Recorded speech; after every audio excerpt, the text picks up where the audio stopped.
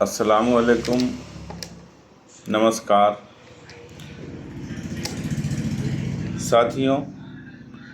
मुझे आज इसलिए वीडियो क्लिप बनाना पड़ रहा है कि मैं पैक्स अध्यक्ष की उम्मीदवारी पेश किया था और मेरे कई मुद्दे थे। लोगों का मेरे साथ जन समर्थन भी अच्छा था, पर हमारे पंचायत में कुछ गार्जियन टूल लोग हैं, उन्होंने कई बार पहल किया कि आपकी जो शर्तें हैं वो मानी जाएगी। क्योंकि मैंने पहले भी कहा था कि ये मेरा प्रोफेशन नहीं होगा, मेरा व्यापार नहीं होगा, मेरा अपना व्यापार है ज़िंदगी गुजारने के लिए। इसलिए जनता को जनता का जो विभागीय हक आता है वो मिलना चाहिए। तो इसमें दिनांक 17 नवंबर को हमारे इसी ऑफिस में एक मीटिंग हुआ। कई दौर में मीटिंग हुआ, लेकिन ये लास्ट मीटिंग हुआ। उसमें हमारे पंचायत के कुछ खास लोग थे, गणमान्य व्यक्ति थे, एक जिम्मेदार जी होश लोग थे। उस मीटिंग में अध्यक्षता मोहम्मद आज़ाद भाई, जो हमारे गार्जियन तुल हैं, हमारे पंचायत गांव कठलिया के हैं, उनकी अध्यक्षता हुई थी। उनकी अध्यक्षता में सरफराज अख्तर मौजूद थे कठलिया, मोहम्मद सज्जाद भाई कठलिया, मुश्ताक शाह कठलिया, परवेज भाई कुरौनी जो उर्फ मुखिया हैं, बदर आज़म हाशमी जेडीयू के सचिव हैं, ज़िला सचिव, और साथ में हमारे नेताजी से चर्चित हैं शिवशंकर शाह जी, जो भाजपा के 3 बार से अध्यक्ष रहे हैं, हमारे यहाँ हैं, प्रखंड अध्यक्ष हैं वो। और हमारे सम्मानित सरपंच अशोक सहनी जी भी थे, उनकी मौजूदगी में इस तरह की मीटिंग रखी गई। उसमें हमारा डिमांड था, जो मेरा चुनावी मुद्दा था, वो था कि कृषि विभाग, सहकारिता विभाग से जो चीज़ें, जो योजनाएं आती हैं किसानों के लिए, एक्चुअली में इसमें किसानों का नाम होना चाहिए, लेकिन इसमें तो जो किसान नहीं होते उनका भी सूची में नाम होता है, और हमारे यहाँ भी इस तरह से है। तो उनका लोगों को ये भी पता नहीं था कि सहकारिता विभाग क्या है, पैक्स चुनाव क्या है।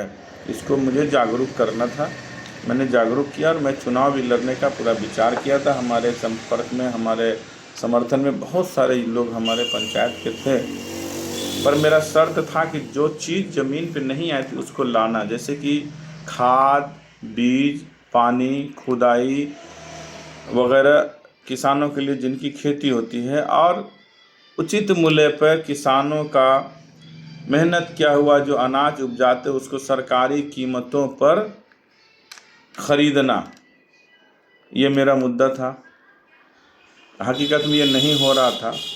ये सारी चीज़ें उन लोगों ने कहा कि अगर ये मान लेते हैं कि अगर करेंगे वादे के साथ ज़मीन पर उतरती है तो आप इनको एक मौका और दे दीजिए, क्योंकि हमारे ही समाज के और हमारे ही बीच के वो भी हैं, और कई वर्षों से इन्होंने इन पदों पर जो है काम किया है, तो आपकी शर्त मानी जाएगी।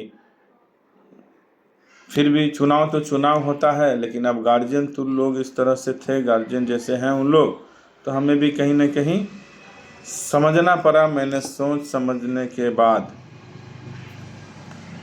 सारी चीज़ों को सुना। जैसे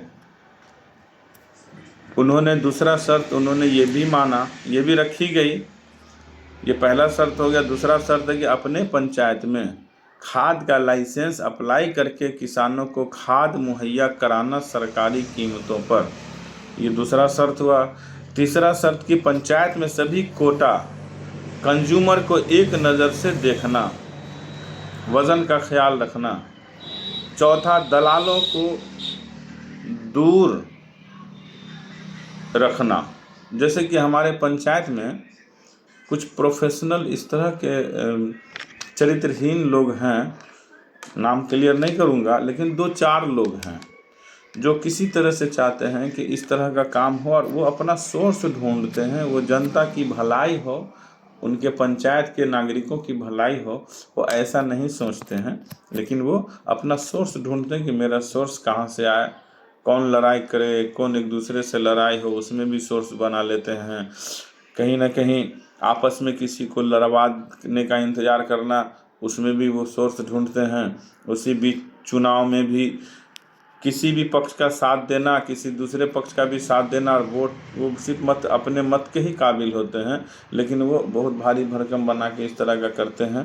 तो जैसे कि चुनाव लड़ जाना, लड़वा देना, उसमें भी सोर्स होता है, और सोर्स हो गया उनका, उन लोगों का सोर्स हो भी गया।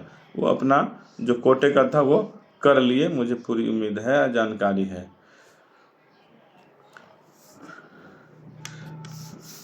दूसरा 5वां शर्त, मतदाता सूची में हमारे पंचायत के सभी गांव के आबादी अनुसार जोड़ना। क्योंकि हमारे पंचायत में जो मतदाता सूची पैक्स का है, उसमें कहीं ना कहीं एक गांव से ही काफ़ी मतदाता हैं, उसमें जुड़े हुए बाकी 3 गांव उससे बहुत मिनिमम में हैं। उनको थोड़ा इक्वल करना कि पंचायत के चुनाव थोड़ा अच्छा हो। ख़ास बात यह है, जिन लोगों का नाम मतदाता सूची पैक्स मतदाता सूची में हटाया गया है, उसमें मेरे गांव के भी कुछ लोग, मेरी नज़रों में भी कुछ लोग हैं, लेकिन जो याद मैं बता देता हूं। जैसे महेंद्र शर्मा 2019 में उनका नाम था, ललन भगत 2000, वो किसान है ललन भगत, उनका भी नाम उसमें जुड़ा हुआ था, लेकिन अब नहीं है। उसी तरह से अमर पासवान, उन लोगों के पास भी ज़मीन है काफ़ी और किसान है, उनका नाम हट जाना, इस तरह से कई लोगों का नाम हट जाना, ये वापस जोड़ना, ये भी शर्तों में शामिल है। ख़ास बात ये कि जो वर्तमान अध्यक्ष पैक्स अध्यक्ष हैं एहतसाम रिजवी साहब, जो उनको फिर से मौका दिया गया है, उनको केवल 5 साल के लिए मौका दिया गया है, इस वादे पर कि 5 साल के बाद इस सीट को वो किसी भी सूरत में छोड़ देंगे और वो चुनाव स्वतंत्रता से कोई भी लड़ सकता है। इस 5 साल के बाद वो चुनाव नहीं लड़ेंगे, ये फाइनल शर्त उन पर रखा गया। इस शर्त को उन्होंने एक्सेप्ट किया है, स्वीकारा है।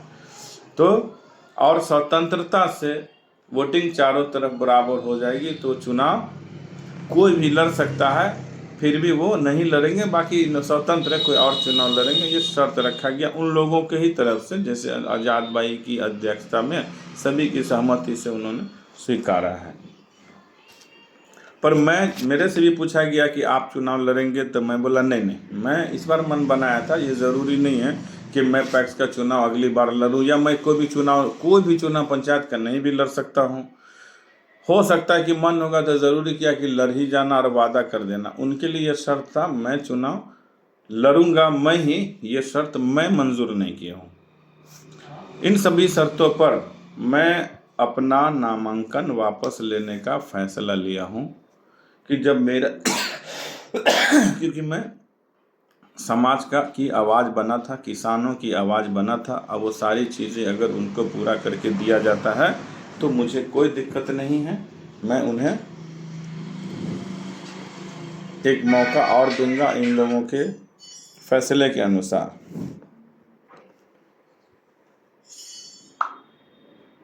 तो लोगों को भी यही सुविधाएं चाहिए जो नहीं मिल रहा था। मैं आशा करता हूं कि एहतसाम रिजवी जो पैक्स अध्यक्ष हैं वो सारा चीज़